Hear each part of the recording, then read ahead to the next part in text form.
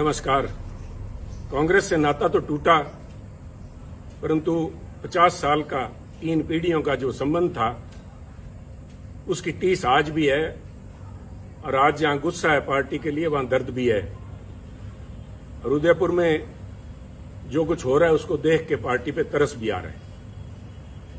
आज यहां पे मैं कुछ बातें कांग्रेस के शीर्ष नेतृत्व से साझी करने के लिए आया हूं, अपने दिल की बात कहने के लिए आया हूं। और जो मेरे दिल की बात है, मैं समझता हूं यही बात बहुत से लाखों करोड़ों कांग्रेस के कार्यकर्ताओं की दिल की बात है, जो शायद उस चिंतन शिविर में रखी ना जा सके, क्योंकि जमावड़ा वहां बड़े शीर्ष नेताओं का है। पर कितने शीर्ष नेता सिर्फ चीयर लीडर का रूप धारण करके रह जाएंगे, या कितने लोग उनमें से सच के ऊपर पहरा देंगे, कड़वी और सच्ची बात कह पाएंगे, ये तो आज और कल का दिन ही बता पाएगा। परंतु 50 साल जिस पार्टी में खून पसीना बहाया, जिसके साथ अच्छे बुरे समय में साथ रहे, उसके प्रति मेरा भी जाते जाते एक दायित्व बनता है। I would call it my parting gift to Congress party. मैं कुछ बातें साझी करना चाहता हूं, क्योंकि कल मैंने कांग्रेस के हमारे माननीय अध्यक्ष सोनिया जी का भाषण सुना। बड़ा भावुक भाषण था, और उन्होंने खास तौर पे जो बात कही कि exceptional situations need exceptional solutions. परंतु कल का जो प्रोग्राम मैंने देखा उस चिंतन शिविर का, वो मात्र एक औपचारिकता, एक फॉर्मेलिटी फुलफिल करने से ज्यादा कुछ भी नहीं था।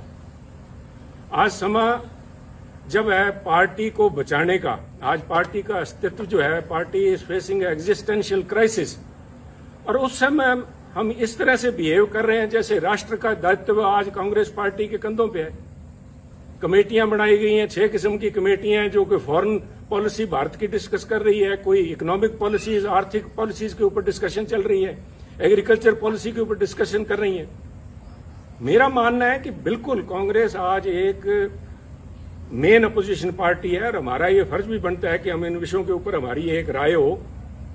परंतु उससे भी ज्यादा, जैसे कहते हैं कि घर को सजाने का तस्वुर तो है बहुत, घर को सजाने का तस्वुर तो है बहुत, पहले यह तो तय हो कि घर को बचाएं कैसे। पहले ये तो हम आपस में बैठ के नाता डिस्कस कर लें। मैं अपने आप की आज भी आदत नहीं जाती, मैं आप नेताओं से, कांग्रेस जन से बात कर रहा हूं कि आप ये तो तय करेंगे कांग्रेस को बचाओगे कैसे। क्योंकि अगर बचाने की नीयत होती है और ये एक मात्र औपचारिकता ना होके चिंता, यहां पे ये चिंता का शिविर होना चाहिए था, ना कि चिंतन का। चिंता तो दिखाई नहीं दी। अगर चिंता होती वास्तविक में, तो वहां पे एक कमेटी, उन 6 कमेटियों के साथ कमेटी एक यूपी के ऊपर भी बनती कि उत्तर प्रदेश के अंदर कांग्रेस की ऐसी दुर्दशा क्यों हुई। 403 सीटों में से करीबन 390 सीट्स के ऊपर कांग्रेस के जो प्रत्याशी थे, उनको मात्र 2000 वोट भी नहीं आ पाए। आप सब समझते हैं कि पंचायत के मेंबर का जो कैंडिडेट होता है वो भी 2-4 हजार वोट ले जाता है। एक कांग्रेस का एमएलए उत्तर प्रदेश, जो कि दिल है हिंदुस्तान का, वहां पे कांग्रेस के नेताओं की ये दुर्दशा होनी, नेताओं की नहीं, मैं समझता हूं ये शीर्ष नेतृत्व की और पार्टी की दुर्दशा है। उसके ऊपर कोई कमेटी बनी, क्या उस पर कोई विचार करेगा? कल कोई अजय जी, जो लालू जी हमारे, अजय लालू जी हमारे प्रधान है, क्या वो बात करेंगे, साझा करेंगे क्या कारण रहे, क्या कमी है, उनको सुधारने का प्रयास किया जाएगा। इसी तरह चाहे गोवा है, चाहे मणिपुर है, क्यों आज क्या हालात, इस किस्म के बाद चर्चा तो ये होनी चाहिए थी कि पूरा north east, all the 7 sister states जो हैं, हम सारी हाथ से खोए बैठे हैं। क्या कारण हुआ? गोवा में तो बड़ी भारी एंटी इनकम्बेंसी थी सरकार की। चर्चा ये भी थी कि सरकार बनने के चांसेस है, परंतु हम कहीं भी नहीं ठहर पाए। और उत्तराखंड की बात कीजिए, और उत्तराखंड की तो मैं स्पेशली बात करना चाहूंगा कि 2 सूबे प्रांत ऐसे थे जिनकी बातचीत हो रही थी कि उत्तराखंड और पंजाब के अंदर कांग्रेस बहुत ही अच्छा प्रदर्शन करेगी और दोनों में सरकार कांग्रेस की बनेगी। फिर क्या हुआ? क्या कोई वहां बता पाएगा कि उत्तराखंड के जो मुख्यमंत्री के प्रत्याशी थे हमारे हरीश रावत जी, उनका एक पांव पंजाब में था, एक पांव उनका देहरादून में था इलेक्शन दिन तक। क्या वो सोच लेके आए थे? क्या सोच के साथ हरीश रावत जी को पंजाब का प्रभारी बना के भेजा गया? क्या उनकी मंशा सिर्फ इतनी थी कि हम तो डूबे हैं सनम, तुमको भी ले डूबेंगे? खुद तो उनकी जो दुर्दशा हुई, और मैं इसमें कहने में संकोच नहीं करूंगा, मैं पहले भी कह चुका हूं और आज फिर कह रहा हूं, अगर हरीश राव जी आ रहे हैं तो I call it divine justice, he deserved it. जो कांग्रेस पार्टी की दुर्दशा हुई है उसमें बहुत बड़ा रोल जो है एकमात्र इन व्यक्ति का है। सारा दायित्व तो इनके कंधों पे मैं नहीं डालूंगा, हमारी भी कमियां रही वहां पे, पर इनका बहुत बड़ा रोल था। ये एक कड़ी थे यहां से लोगों ऊपर बात करने के लिए। और उससे भी ज्यादा जरूरी, जब उत्तराखंड की बात करते हैं तो पंजाब की बात कैसे ना करेंगे। मैं पंजाब की बात के ऊपर कुछ समय लूंगा। मैं आपसे धैर्य की अपेक्षा करता हूं कि कृपया थोड़ा धैर्य रखें, क्योंकि पंजाब का मुद्दा सिर्फ वहां पे सरकार बनने ना बनने तक सीमित नहीं है। बहुत ही एक आधारभूत मुद्दा है जो पंजाब से जुड़ा हुआ है। पंजाब में जो घटनाएं वापरी हैं और जिस वजह से वहां पे पार्टी की जो दुर्गत हुई है पंजाब में, उसकी समस्याएं जो हैं उनके दूरगामी और आधारभूत उसका प्रभाव पड़ेगा। एक बात मैं मानता हूं कि देश जो है, भारतवर्ष जो है, एक सेकुलर देश है, और उस भारतवर्ष के अंदर अगर सबसे कोई सेकुलर प्रांत है तो मुझे इस बात का गर्व है कि वो पंजाब है।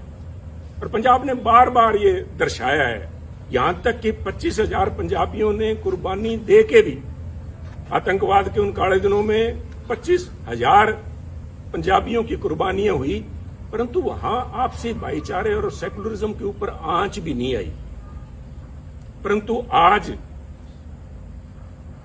एक छोटी सोच का व्यक्ति, छोटी सोच का सो कॉल्ड लीडर, छोटी सोच का एक छोटा नेता जो बड़े पदों पे आसीन है, उसकी जुबान ने वो करने का प्रयास किया जो आतंकवाद के काले दिनों के अंदर AK-47 की गोलियां भी नहीं कर पाई। ये तो पंजाबियों को मैं दाद देता हूं कि उन्होंने फिर से मौका संभाला। और आप देखिए, जीता जागता सबूत देखिए।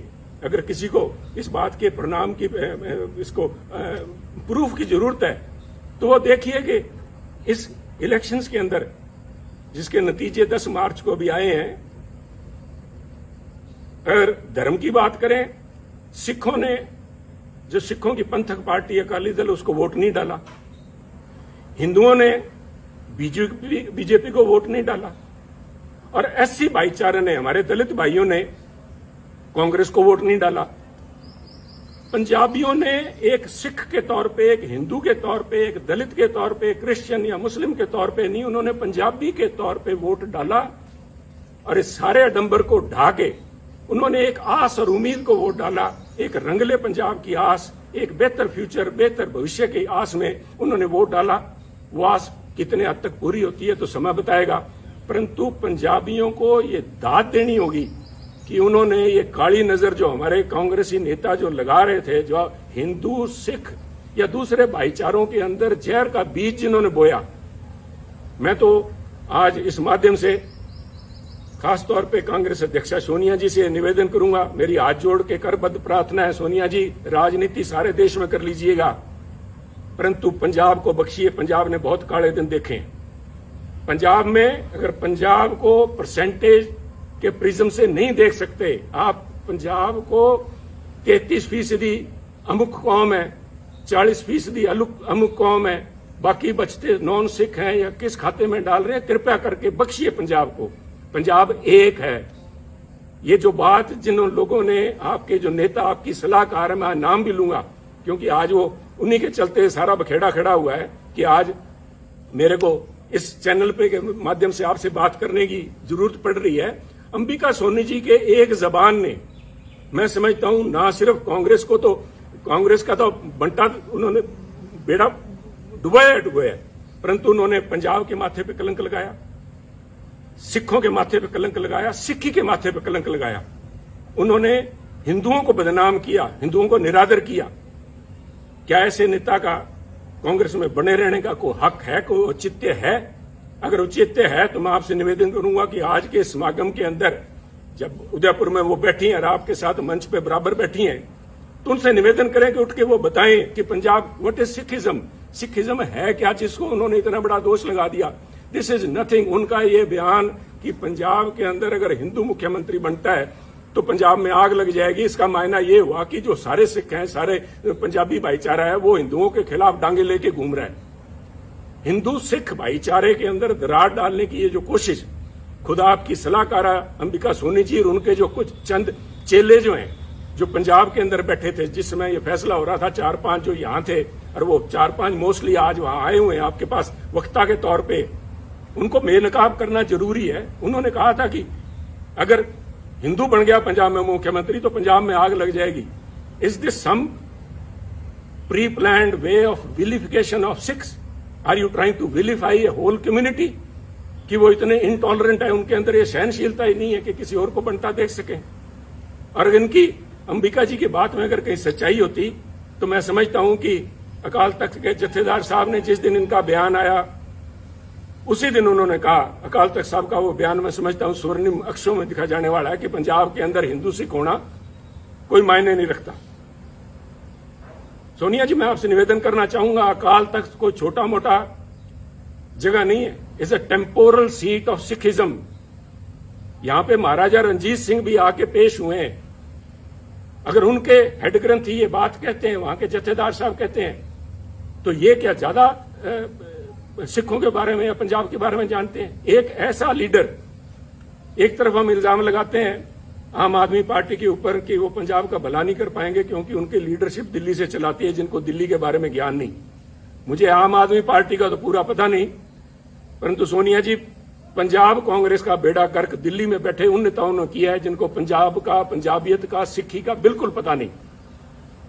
सरबत दा भला गुरु महाराज का मूल मंत्र।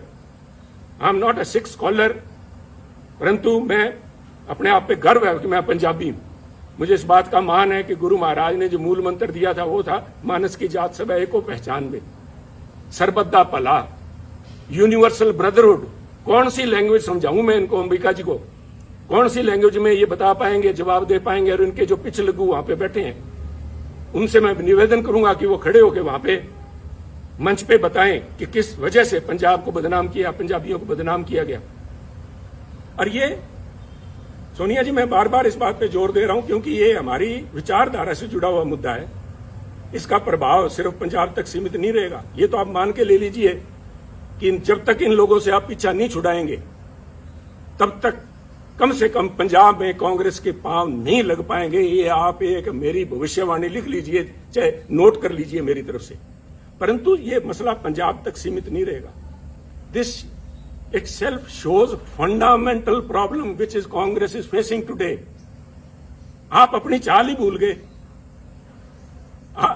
आप अपने आप को, आप पे इल्जाम लगते हैं कांग्रेस पार्टी के ऊपर सूडो सेकुलरिज्म के, कभी सॉफ्ट हिंदुत्व के, और कभी इस किस्म के बयान आ जाते हैं जिनको कुछ लोग कहेंगे मेजोरिटेरियन एक्सट्रीम लिए बैठे हैं आप। इन बातों का आपके ऊपर जो प्रभाव पड़ेगा वो मैं समझता हूं। आप इन सारे जो इल्जाम लगते हैं आप इनको तस्दीक कर रहे हैं। ये लोग आपके पास मंच पे बैठे हैं, यू आर विटिंगली और अनविटिंगली एंडोर्सिंग देयर व्यू। ये कौन, मेरा गुनाह क्या था? जब ये अंबिका जी का बयान आया, इनके चेलों का बयान आया कि पंजाब में अगर हिंदू मुख्यमंत्री बनता है आग लग जाएगी, तो मैंने कहा ये सोच कांग्रेस की सोच नहीं है। ये सोच किसी एक, I said, a petty person, a small-minded person occupying high positions, and I meant your advisor, Ambika ji. Let me be honest with you. मेरे को फांसी लगानी है, लगाइए आप। मैं आज यहाँ सफाइयां देने के लिए नहीं आया आपके पास में। मैं तो आपको एक राय देने के लिए आया हूँ, जो पंजाब की भावना आपके सामने रखना चाहता हूँ। अगर इन लोगों को आज आप भी अपने साथ बिठाए बैठे हैं पंजाब में, आप भूल जाइए पंजाब के बारे में। इनको ना सिर्फ सिख, ना सिर्फ हिंदू, बल्कि पंजाब का एक एक बच्चा इनको कोसेगा और इनको ये परिणाम भुगतने पड़ेंगे, अंबिका जी को और इनके इन चेलों को, जिन्होंने यहाँ पे पंजाब कांग्रेस भवन में या होटल के कमरों में जाके अजय माकन जी को या हरीश रावत और उनको हरीश बाइतू को जाके जो कहा था, इसका देना आपको देना पड़ेगा। परंतु आज अगर आप भी नहीं समझते, पंजाब के लोगों ने आपको जो कुछ दिखाया है उसके बाद भी अगर नहीं समझे, और आप आज भी, जैसे मैं समझता हूं it was a poor attempt to portray Congress as BSP in Punjab. आपने निर्णय, राहुल जी ने लिया, बड़ा अच्छा निर्णय था, सबसे पहले स्वागत मैंने किया था, that he has broken a glass ceiling. पर जिस तरीके से उसको प्रस्तुत किया गया, तो लोगों ने कहा कि अगर हमने जात पात और जाति के आधार पर वोट डालना है तो हम नकली बीएसपी को वोट क्यों डालें, असली बीएसपी को क्यों नहीं डाल लेते। और वही मसला आपके साथ, चाहे आप जब सॉफ्ट हिंदुत्व की बात करते हैं, लोग कहेंगे अगर वोट ही धर्म के नाम पे डालना है तो फिर बीजेपी को क्यों ना डाले। ये नकली बीजेपी को क्यों डालें? साहब अपने वजूद पे रहिए। Don't this drift of your intellectual, you are losing the moorings, intellectual moorings. यही तो आपके पास सारा कुछ था। इसी विचारधारा के साथ तो लोग हमारे जैसे जुड़े थे। और आप में दूसरों में फर्क क्या है, इसका कौन जवाब देगा? ये जवाब तो आपको ढूंढने पड़ेंगे। इसके लिए किसी सलाहकार की जरूरत नहीं पड़ेगी। इसके साथ ही पंजाब की जब मैं बात करूंगा, मैं नहीं चाहता था कि मैं अपनी बात करूं। मैं यहां सफाई, फिर से कह रहा हूं, मैं सफाई देने के लिए यहां नहीं आया। मैं अपने एक एक शब्द के ऊपर आज कायम हूं। मैंने जब आपको कहा था कि ये जो दिल्ली के अंदर आपके पास लोग बैठे हैं, आपको आंखें दिखा के और बाहर जाके कहते हैं समझौता हमसे करने का प्रयास करिए कांग्रेस अध्यक्षा, उन्होंने ना सिर्फ आपकी पद की गरिमा को ठेस लगाई बल्कि कांग्रेस की सोच को भी ठेस लगाई। मैं आज भी उस बात पे पहरा देता हूं। परंतु मैं इसलिए कह रहा हूं कि मुद्दा मुझे नोटिस दिया गया, सो कॉल्ड नोटिस, वो तो हमको कहें काफिर, ये अल्लाह की मर्जी है। कमाल होगी साहब। मैं तो आपसे ये पूछना चाहता हूं, सोनिया जी शायद आपको मालूम नहीं था, मैं देखिए इतनी बड़ी संस्था है, आपके पास कितने पूर्व या एक्टिंग कांग्रेस प्रधान सूबों के रहे होंगे, शायद आपको नहीं पता था कि सुनील के पास कोई भी पद नहीं है। जब आपने सुनील के खिलाफ एक फरमान जारी किया कि सुनील को पार्टी के सभी पदों से निलंबित किया जाता है, मेरे पास पद था कौन सा साहब? मेरे पास तो एक विचारधारा है, वो आज भी मेरे पास है। मैं अपनी बात पे आज भी खड़ा हूं। आप कहीं बदल गए होंगे, आपकी सोच बदल गई होगी। सुनील तो जाखड़ तो जहां खड़ा था वहीं खड़ा। ये हमारी कमजोरी है, यही हमारी स्ट्रेंथ है। हम तो जहां हैं वहीं खड़े हैं।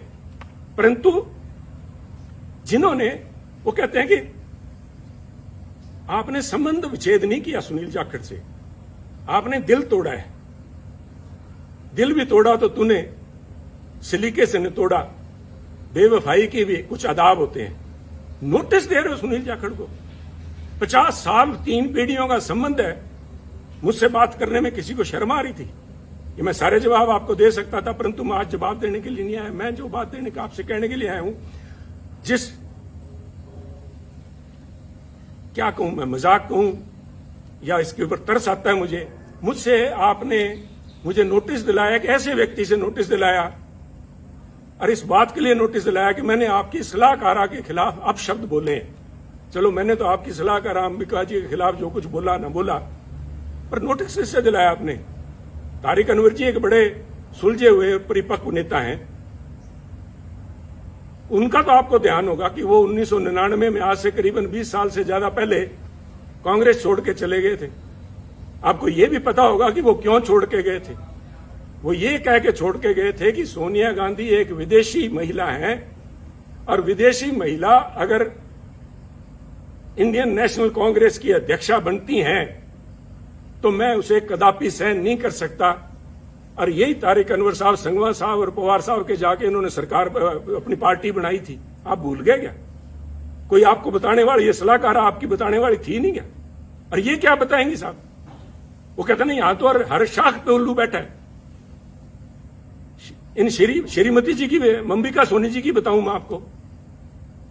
आप उनसे, हमें जिसके ऊपर मैंने इल्जाम लगाए, मैं आपके माध्यम से, सोनिया जी, मैं आपको, क्योंकि आप बड़े हैं, आप अध्यक्ष हैं, आपके माध्यम से, एक स्पीकर के तौर पे मैं आपके माध्यम से कांग्रेस जनों से बात कर रहा हूं कि जिस व्यक्ति पे मैंने आरोप लगाए हो, क्या वो मेरे खिलाफ अनुशासन कमेटी में बैठ सकती है जज बन के? कहते वही कातिल, वही शाहिद और वही मुंसिफ ठहरे। वही कातिल, वही शाहिद और वही मुंसिफ ठहरे। ऐ खुदा, मैं अपने कत्ल का दावा करूं किस पे? मैं किसको जाके कहूं ये बात? ये मेरे पे फैसला करेगी। 1977 में कहां थी जब इमरजेंसी के बाद सोनिया जी परछाया छोड़ गया था कांग्रेसियों का? जो लोग थे, इन किस्म के जो वक्ती लोग थे, these are fair weather friends, they are fair weather warriors. Indira ji की चहेती थी ये, संजय जी के साथ ही मिलकर काम करती थी, इसलिए इंदिरा जी का इनके तरफ बड़ा मान सत्कार था। और उस मान सत्कार का नतीजा इसी अंबिका सोनी जी ने यह दिया कि 1977 में जब उनको अपने साथियों की जरूरत थी तो अंबिका जी सबसे पहले उस डूबते जहाज से छलांग मार के गई थी। जहाज से डूबने वालों को क्या कहते हैं मैं नहीं इस चक्कर में पड़ूंगा। और ना सिर्फ छलांग लगा के गई, ना सिर्फ उन्होंने यहां से कांग्रेस उससे चंडीगढ़ से इलेक्शन लड़ा जगन्नाथ कौशल जी के खिलाफ, कांग्रेस के प्रत्याशी के खिलाफ। इन्होंने मेरठ में जाके 84 में फिर महसीना को दुबई जी बैठी होंगी, मैंने देखा नहीं कल प्रोग्राम में उनको। मैं अल्लाह ताला से यही दुआ करता हूं कि उनकी सेहत कायम रहे, वो यहां हो। उनसे पूछिएगा कि इन अंबिका सोनी जी ने इंदिरा जी के खिलाफ क्या क्या अभद्र भाषा इस्तेमाल की थी। आप बड़े दिल के नेता हैं राहुल जी, और आप भूल जाएंगे सोनिया जी, हम नहीं भूलते, हम तो गांठ बांध के बैठे हैं। और ऐसे लोगों को बेनकाब करना पड़ेगा। जब मैं ये बातें कर रहा हूं, जो मेरा ये किस्सा है, this is a case study in itself, the way Punjab issue has been handled from the very beginning. छोड़िए सुनील को उतारा गया जुलाई 2021 के अंदर ये कह के कि सुनील जाखड़ मुख्यमंत्री कैप्टन अमरिंदर सिंह जी के साथ मिलकर काम करता, उनका बहुत नजदीकी है, मिले हुए दोनों। नए कांग्रेस प्रधान को बनाया गया और उसके बाद जुलाई 21 को नए कांग्रेस के प्रधान नवजोत सिंह सिद्धू जी बनते हैं। और उसके बाद 6 महीने तक सारी एआईसीसी, सारी कांग्रेस इसी बात को लगी रही कि पहले मुख्यमंत्री कैप्टन अमरिंदर सिंह जी, उसके बाद में चरणजीत चन्नी, इन दोनों को आपस में कैसे इकट्ठा बिठाया जाए, कैसे पीसीसी प्रधान और मुख्यमंत्री मिलकर काम करें। व्हाट वाज इट, क्या था ये? क्या आप इसी एक बात पे, किसी एक बात पे खड़े हैं क्या? कोई स्टैंड है पार्टी का? और ये जो डिस्टेबलाइज करने की प्रयास किया गया, मैं जिनकी बात कर रहा हूं, डिवाइन जस्टिस की, रावत साहब को भेजा इसलिए गया था कि कैप्टन अमरिंदर सिंह व सिटिंग प्रिटी, उनको डिस्टेबलाइज किया जाए। सोनिया जी, डिस्टेबलाइज तो विरोधी पार्टियां करती हैं, आप तो you are the parent party, Congress high command वहां पे बैठी। आप पंजाब में क्या डिस्टेबलाइज करवाना चाहती थी? Control destabilisation. और इसका रेमिफिकेशन देखिए, आज नोटिस आया कुछ दिन पहले, मेरे को नोटिस देने के बाद में एक नोटिस नवजोत सिंह सिद्धू जी को भी दिया गया। मेरे बहुत से डिफरेंसेज हैं नवजोत सिंह सिद्धू जी से, परंतु मैं इन प्रिंसिपल बात करना चाहता हूं, क्योंकि ये बातें आज के इस चिंतन शिविर में होनी चाहिए कि उनको किस बात के लिए नोटिस दिया गया कि वो अपनी सरकार के खिलाफ बोलते थे, वो कैप्टन अमरिंदर सिंह जी के खिलाफ बोलते थे, उन्होंने चरणजीत चन्नी के खिलाफ बोला, उनको नोटिस दिया गया। तो सब मेरा एक सवाल है, और मैं बड़ा उनका रिस्पेक्ट करता हूं, अशोक गहलोत जी का। अशोक गहलोत जी, आपकी सरकार को डिस्टेबलाइज क्या सुनील जाखड़ ने कर रखा है क्या, जो सुनील को नोटिस दिया गया है? आपकी सरकार को नवजोत सिंह सिद्धू ने डिस्टेबलाइज कर रखा है क्या? सुनील जाखड़ तो शायद कैप्टन अमरिंदर सिंह से मिला हुआ था या नहीं था, वो तो ये खुद जानते हैं, क्योंकि एक एक बात का इनको ब्यौरा दिया हुआ था। मैं नहीं चाहता था कि कांग्रेस की लड़ाई सड़कों पर उतरे, परंतु ये इनका फैसला था। सिर माथे, मैंने उस माथे को कबूल किया, सिर माथे कबूल किया। परंतु नवजोत सिंह सिद्धू तो सिर्फ बोलते ही हैं, और आपके यहां तो गहलोत साहब हर 15वें दिन आपको बताना पड़ता है राजस्थान की जनता को कि मैं अभी मुख्यमंत्री रहूंगा। और जिन लोगों ने मानेसर में जाके महीना तक कैंप किए रखा, आपकी सरकार के ऊपर ही एनफोर्समेंट डायरेक्टरेट की रेड करवाई, वो तो आप अच्छे थे कि पंजाब वाले से हालात आपके साथ नहीं बने, आपके भांजे भतीजे के यहां 25-30 करोड़ रुपए नहीं मिले तो आप बच गए। उन लोगों को नोटिस नहीं जाना चाहिए? उन लोगों को तो कांग्रेस अध्यक्ष मंत्रणा के लिए बुलाते हैं। तो क्या एक संदेश दे रहे हैं?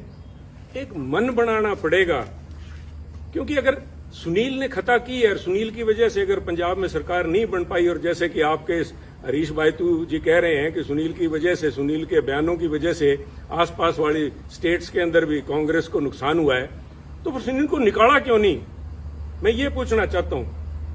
अगर आपने फैसला ले लिया, सुनील ने गलत किया, तो सुनील को निकाल के बाहर करो। एक संदेश जाना चाहिए। मेरा कहने के बाद आप फैसला लीजिए, आपको फैसला करना पड़ेगा। मेरा मानना है ये जो कुछ भी हो रहा है, ये चंद चापलूस लोग जिन्होंने घेर रखा है, वो सिर्फ चापलूस ही नहीं है।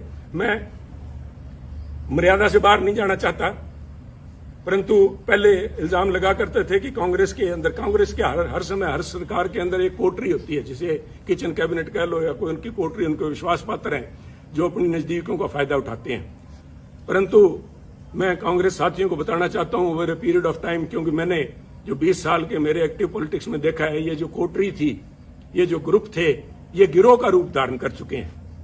और मैं बड़ी गंभीरता से और बड़ी जिम्मेवारी से कह रहा हूं, गिरोह का शब्द मैंने इस्तेमाल किया है। ये जो बना के भेजे जाते हैं यहाँ पे, हमारे इंचार्जेस बना के भेजे जाते हैं, इतिहास गवाह है पंजाब का, मैं राजस्थान का या हरियाणा का तो बोल नहीं सकता, मैं पंजाब की बात करूंगा। जनार्दन द्विवेदी जी शायद आए हुए हैं, जनार्दन द्विवेदी से पहले या बाद में, एक शकील अहमद साहब को छोड़ दीजिए, चाहे वो चाणक्य थे, चाहे वो आशा कुमारी जी थी, चाहे रावत जी थे, और चाहे हमारे हरीश बायतू जी थे, ये सारे के सारे एक ही आका के जाके पैरों में हाथ लगाते हैं। वो हमारे पंजाब की आंटी बैठी है वहां पे, इन सारों को उनका वृद्ध हर्ष, उनका जो हर्ष था उनके ऊपर था। और इन लोगों ने इल्जाम बहुत लगे हैं। मैं डिम्पा जी को मैंने कल बैठे देखा, आपके बगल में बैठे थे सोनिया जी, पिछली रो में आपके, उन्होंने एक बयान दिया, उन्होंने पूरे बाड़मेर के माथे पे कलंक लगाया। मैं समझता हूं उनको बाड़मेर का नाम नहीं लेना चाहिए था, उनको व्यक्ति विशेष का कहना चाहिए था, परंतु मुझे पता है कि वो नहीं बोलेंगे, ना ही उनके खिलाफ कार्रवाई होगी। क्योंकि मैं, देखिए, यहां बैठ के राय देनी बहुत आसान है। मैं समझता हूं कि पार्टी को चलाने के लिए बहुत सी आपकी मजबूरियां होती हैं, मजबूरियां हैं भी, चलाने के लिए बहुत अकोमोडेट भी करना पड़ता है। अकोमोडेट कीजिए। मैं नहीं कह रहा कि आप जसवीर सिंह डिम्पा जी की, जिन्होंने कहा था कि बाड़मेर का ठग कहा था या बाड़मेर का डाकू कहा था, मुझे याद नहीं, उन पे एक्शन ना लीजिए। मैं नहीं चाहता कि आपकी संख्या, एमपीज की संख्या घटे, परंतु मैं इतना जरूर चाहूंगा कि एक कमेटी तो बनाई जाए कि क्या हुआ। These so called incharges, AICC incharge of Punjab Congress have not been less than, वो अमेरिकन एक फ्रेज बनी है, कारपेट बैगर्स। वो बेसिकली ग्लोरीफाइड ठग थे, जिन्होंने अमेरिका में जाके, जो उन दिनों में सिविल वॉर के बाद लूट खसोट जो हुई है, इस किस्म का यहां पंजाब के अंदर माहौल रहा है। इन लोगों को नोटिस ना दे के आप नोटिस सुनील जाखड़ को दे रहे हो। कोई इल्जाम तो बताओ सुनील जाखड़ को। सुनील जाखड़ ने तो, वो कहते हैं ना, हमारे बागड़ी में कहावत है कि सुनील जाखड़ ने तो आंख में सुरमा डालने का प्रयास किया था, और आपके लोगों ने जाके वहां पे आपको बताया सुनील जाखड़ कांग्रेस की आंख फोड़ रहा है। तो ये निर्णय तो आपको लेने पड़ेंगे। सोनिया जी, मेरे से, राहुल जी से मेरा ये निवेदन है कि हो सकता है आने वाले उत्तराधिकारी वही होंगे, और वो चाहे मेरी किसी से बने ना बने, मुझे लोग गलत कहेंगे, कांग्रेस पार्टी आपके, राहुल जी और आपके नाम के गांधी परिवार के बिना नहीं चल पाएगी। 60 बन जाएंगी, 60 नहीं तो कम से कम हर एक सूबे में अपनी अलग कांग्रेस होगी। आपका होना जरूरी है, आप लोगों का इस पार्टी का एक सशक्त अपोजिशन के लिए होना जरूरी है। परंतु ये तब तक ही जरूरी है कि आप अपने अच्छे बुरे को पहचाने। ये प्रशांत किशोर जी नहीं बता पाएंगे आपको, कोई आपको सुनील कानूनगोलो है उसको वो नहीं बता पाएगा। This is a responsibility of the boss himself. अगर आप लीडर हैं तो आपकी परख होनी चाहिए। आप छोड़िए, आप शायद, I have always claimed that Rahul Gandhi ji एक बहुत ही बढ़िया इंसान है। I still believe it. चाहे आज मेरे फर्क है, चाहे जो भी है, जो आवाज उठनी चाहिए थी, सच के साथ में खड़ी होनी चाहिए, नहीं, उनकी मजबूरियां होंगी, परंतु is a very fine man, is a very upright. और मैं अगर कांग्रेस के अंदर इतने साल लिप गया तो उसका बहुत बड़ा कारण राहुल गांधी जी, मैं आज भी मानता हूं। अगर वो और कोई छोटे दिल का व्यक्ति वहां बैठा था, उससे पहले ये तोड़ बिछड़ा, उससे पहले भी हो लेना था। परंतु राहुल जी, आपको भी आजकल एयरक्राफ्ट के अंदर ये सुखोई और वहां पे लड़ाई चल रही है, उनके अंदर एवरी एयरक्राफ्ट, इवन टैंक्स के अंदर भी एक होता है IFF, called identification of friend और फो। दुश्मन और दोस्त की पहचान कराने के लिए उसके अंदर इंस्ट्रूमेंट लगा होता है, जो फ्रीक्वेंसी आपस में एक्सचेंज करके पता करता है कि मैं जिस पे मिसाइल दाग रहा हूं वो कोई मेरा दोस्त तो नहीं है। आपने इन पिछलगुओं के कहने से मेरे पे नोटिस की मिसाइल दाग दी। मेरा क्या बिगाड़ देंगे आप? पर आपने अगर पार्टी चलानी है तो ये आपको फैसले लेने पड़ेंगे, ये कमान अपने हाथ में लेनी पड़ेगी। ऐसे चापलूस लोगों से, इन बेगैरत लोग हैं। मैंने वहां पे एक बड़ी नेता को गिड़गिड़ाते देखा है कि मेरे को टिकटों की उसमें कमेटी के अंदर रहने दिया जाए। राहुल जी ने मना कर दिया था, शी हैज वेस्टेड इंटरेस्ट। उसके बावजूद वो गिड़गिड़ा के, उनके लिए बहुत बड़ी बात है। परंतु इन चापलूस और बेगैरत लोगों के बीच में रह के मैं समझता हूं हमारी जो कांग्रेस की नेतृत्व है, वो गैरतमंद लोगों से बात करना और उनके सलीके को भूल गए हैं। परंतु ये आपको मुबारक हो, ये चापलूस आपको मुबारक हो। एक आखिरी बात कहना चाहूंगा, फैसला लीजिए। फैसले आपने लिए हैं, अच्छे लिए हैं, बुरे लिए हैं, समय बताएगा, फैसले तो लिए हैं। और मेरे फैसले के अंदर जो बात मैं खास तौर पे आखिर में आपसे कहना चाहता हूं, Sunil Jakhat's case, from notification to your recommendation of the disciplinary committee till the time you have finally asked Sunil to be removed from all positions, it shows what is basically ailing Congress party. आप भी फैसला नहीं ले पाए। ये क्या फैसला था? सुनील से पद ले लिए। क्या पद ले लिए? सुनील के पास कौन से पद थे जो आपने ले लिए? इट इज बिकॉज आज भी आइदर यू लैक कन्विक्शन और you have doubt whether these allegations are true और नॉट। पर मिसाइल तो छोड़ दिए भैया, तो वापस नहीं आएगी। आपने तो मिसाइल दाग दी। सुनील का तो आपने कर दिया कुंडा। सुनील की गैरत, सुनील का ऑनर, उसके लिए बहुत बड़ी बात है। और जिस दिन आपने नोटिस भेज दिया, मेरे तो आपसे उसी दिन संबंध विच्छेद हो गया। परंतु 50 साल आड़े आते हैं बीच में, इसलिए मैं आपसे संबोधित हूं कि ये कमान अपने हाथ में लीजिए। दोस्त और दुश्मन को पहचानिए। दोस्त दुश्मन नहीं पहचान सकते, कम से कम एसेट और लायबिलिटी तो पहचान लीजिए। एसेट कौन है, लायबिलिटी कौन है? ये लोग आपको कहेंगे कि पंजाब में हमने एक नेशनल एसेट क्रिएट किया। अगर वो एसेट है तो उस एसेट को क्यों नहीं पंजाब कांग्रेस का प्रधान बनाया? क्यों नहीं उसको यूपी में ले गए? हमारे यहाँ तो 17 फरवरी को पंजाब के अंदर इलेक्शन कैंपेन खत्म हो गया था। अगर आपने वाकई जात पात के नाम पे वोट मांगने का ठान ही लिया था पंजाब में, तो यूपी में क्यों नहीं लेके गए मायावती जी को काउंटर कराने के लिए? या already has become an embarrassment. ये फैसले आपको लेने होंगे और उसके लिए मैं आपका ध्यान, राहुल जी, लेके जाना चाहूंगा पानीपत की पहली लड़ाई बाबर की तरफ। बाबर ने पहली दफा हाथी देखे जब वो पानीपत आया, और एक हाथी को मंगवा के उसने सवारी करने की इच्छा जताई। तो हाथी उनके सामने पेश जब किया गया बाबर के सामने, और हाथी के ऊपर बैठा जब बाबर, तो उसने बैठ के अपने सेनापति से कहा, इसके जानवर की लगाम मुझे थमाओ। तो उन्होंने कहा, जनाब हाथी की लगाम नहीं होती। तो उसका सवाल था निश्चित तौर से कि तो फिर ये चलाऊंगा कैसे? कहते जी, इसकी जो लगाम है, जो इसका जो अंकुश है, वो सामने जो बैठा है, वो जो अंबिका सोनी तायब बैठे हैं या कोई तारिक अनवर बैठा है, उनके हाथ में अंकुश वो है। अंकुश है जो प्रौढ़ जिसको बोलते हैं, वो है। तो बाबर ने तब कहा था कि इसको हाथी को बिठाओ और मेरे को नीचे उतारो। तो उन्होंने कहा, क्या बात होगी महाराज? तो उन्होंने कहा, मैं उस चीज की सवारी कभी नहीं करूंगा जिस चीज की लगाम, जिस जानवर की लगाम मेरे हाथ में ना हो, जिस संस्था की लगाम मेरे हाथ में ना हो। तो मेरी आपसे बेनती यही है, with all due respect and for all the respect and all the time we have spent together and with the party, 50 साल की, आगे बढ़िए, कमान सामिए और इन पिछले को ऊपर छोड़ के कांग्रेस पार्टी को अगर जिंदा रखना है तो ये लगाम अपने हाथ में लीजिए। वरना इस किस्म के जो चिंतन शिविर हैं, इसी प्रशांत किशोर ने आपको कहा था, यूपी में आपको लेके गए थे, कैंपेन का नाम था खाट पे चर्चा। आज कांग्रेस पार्टी खटिया पे नजर आ रही है।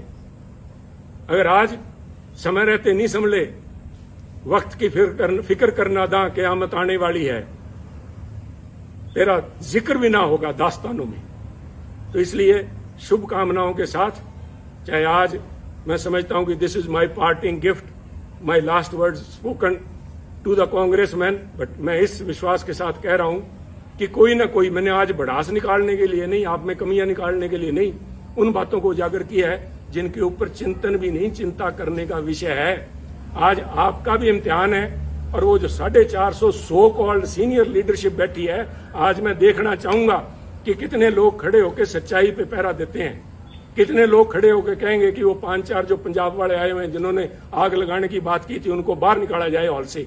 उनको तो आपने स्पीकर बना रखा है, वो तो आज यहाँ पे आपके वर्कर्स को एड्रेस करेंगे, और जिनकी वो मुखिया हैं उनको मंच पे मठा सीन है। तो आप देखिए, या आप जाने। मैं एक दफा फिर से, मैंने पहले भी जिस दिन नोटिस आया था उस दिन कहा था good luck to Congress party, and today I again say good luck and goodbye Congress. जय हिंद।